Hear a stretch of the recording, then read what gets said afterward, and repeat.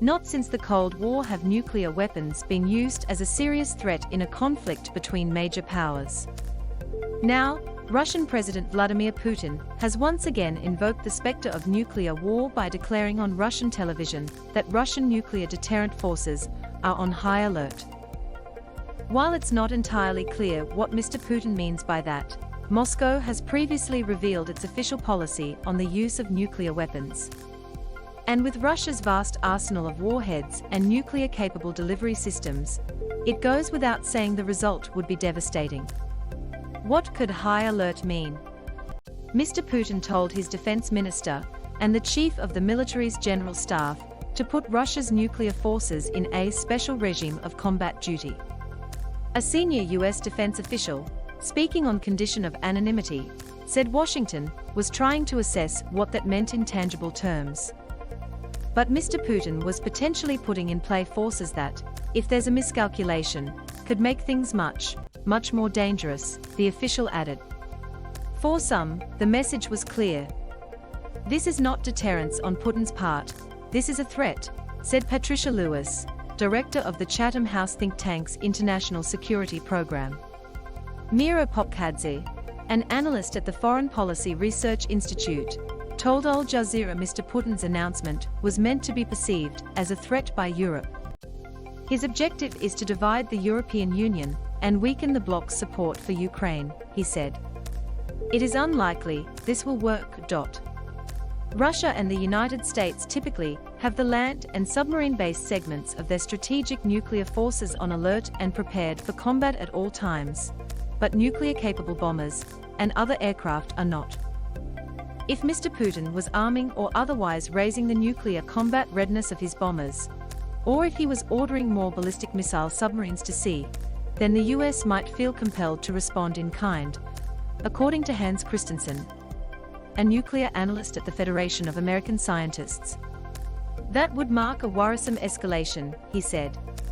Vladimir Putin spoke about putting Russia's nuclear forces on high alert during a televised address. Russian pool. What rationale did Putin give for the high alert order? During his televised address announcing the move, Mr. Putin cited aggressive statements by NATO leaders and the raft of economic sanctions imposed on Russia by the West. The US, EU and other Western nations have been ratcheting up the economic sanctions, blocking Russian airlines from European airspace, banning Russian media, and pledging to deliver more money and weapons to Ukraine, without committing actual troops. Not only do Western countries take unfriendly measures against our country in the economic dimension, I mean the illegal sanctions that everyone knows about very well, but also the top officials of leading NATO countries allow themselves to make aggressive statements with regards to our country, Mr. Putin said.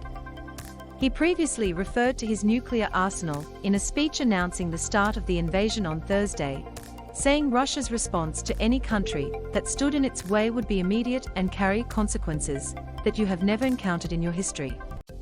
In 1962, the US discovered the Soviets under Premier Nikita Khrushchev was secretly building nuclear missile sites in Cuba. AP, file photo. When was the last time a country seriously threatened to use nuclear weapons?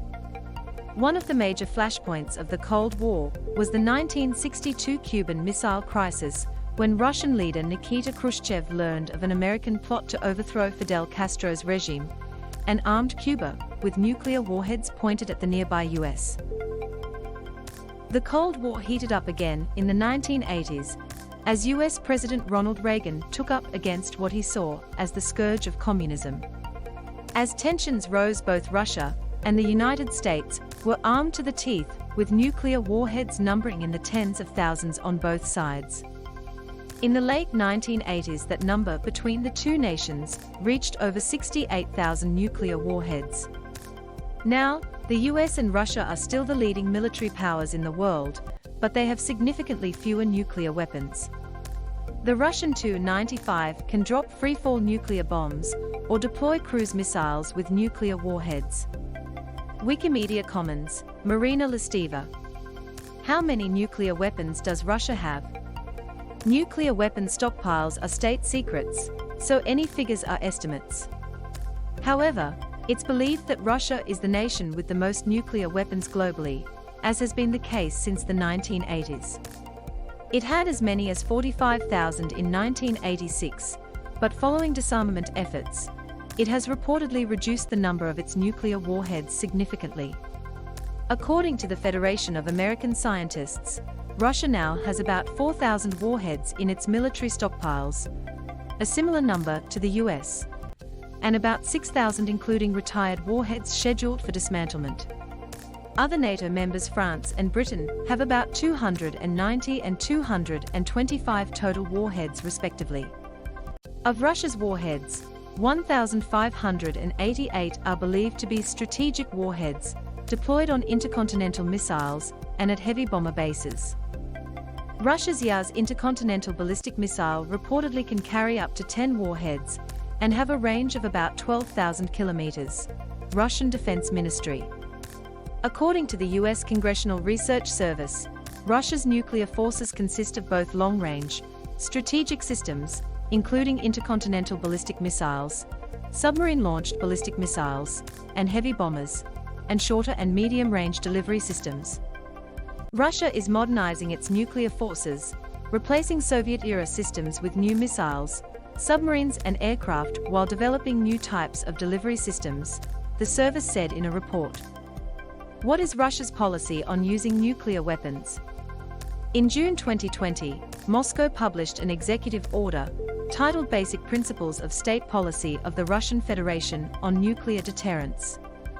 This is the first time in the almost 30-year history of the Russian Federation that an explanation of Russia's nuclear warfighting policy has been made public. Australian National University Emeritus Professor of Strategic Studies Paul Dibb said at the time.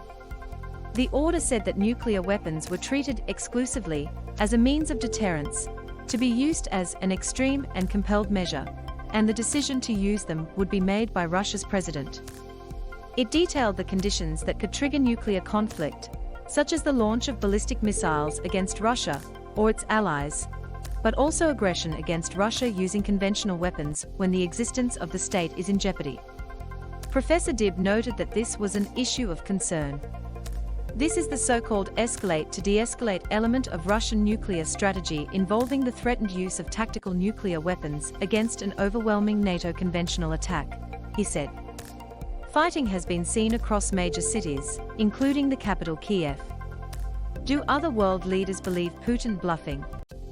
Around the same time as Mr. Putin's address, Ukrainian President Volodymyr Zelensky's office announced that the two sides would meet at an unspecified location on the Belarusian border. Ukraine's foreign minister says Vladimir Putin's order to put Russian nuclear forces on high alert was calculated to put pressure at the start of talks, but that Kiev would not be cowed. We see this announcement, this order, as an attempt to raise the stakes and to put additional pressure on the Ukrainian delegation.